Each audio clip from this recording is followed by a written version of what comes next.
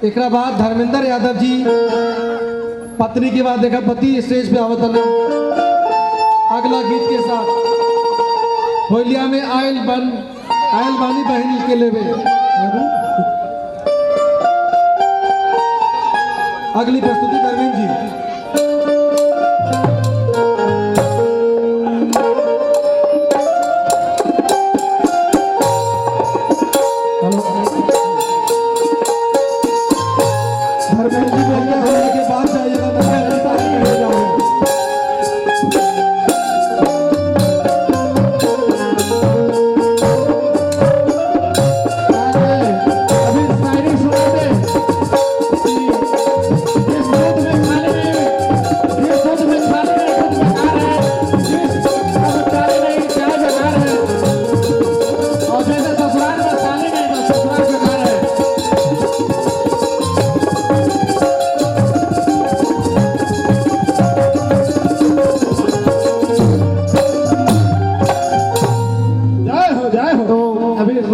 जैसे दूध बिना छाली के,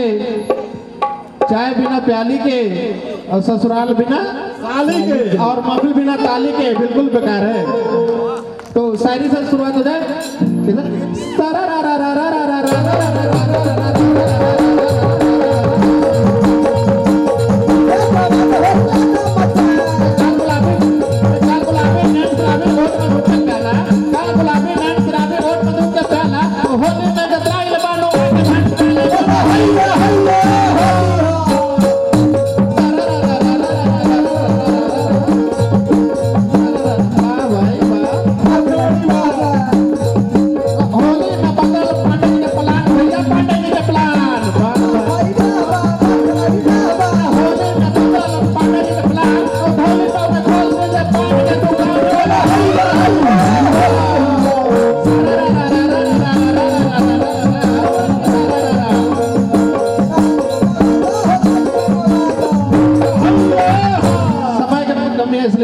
तो लगे अभी सुना है कि भैया के बुला के नहीं जात वाले हो कौन बौड़ा हो या तो होली में जाई देंगे जाई दे बा कोई यहां कैसे दे भैया के बुलाला पापा के बुलाला कोई जाए ना दे कैसे केहू के भाई फागुन में जाए ना दे हम ऐसे करना पर एक भाई आ गईले तो जीजा और साले में कैसे समाद होता कैसे होता हो। अरे होलिया में आइल बाटे और बहिन ले जाए साले भज भगीना। ऐसा अपना बीरा सुनाइले तो भाई दुख दर्द सुन के आगे ले, लेकिन कह दो कैसे होली में कैसे दिए। अरे होलिया में आइल बाटे बहिन ले जाए साले भगवाना पावन के आइल बाटे भगवाना साले भगवाना।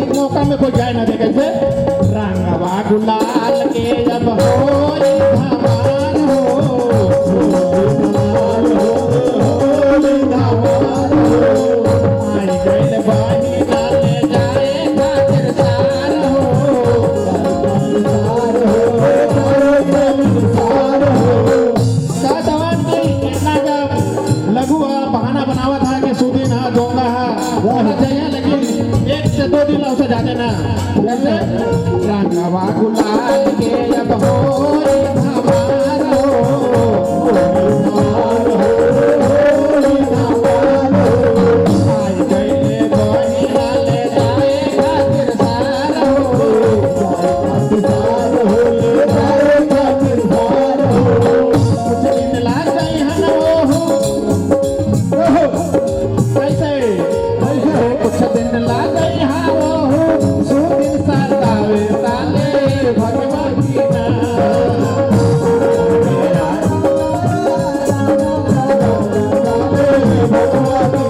कुछ दिन लाग गई हाँ सो दिन सातावे साले भगवान की ना मन के लायक बाटे भगवत बनावे साले भगवान की ना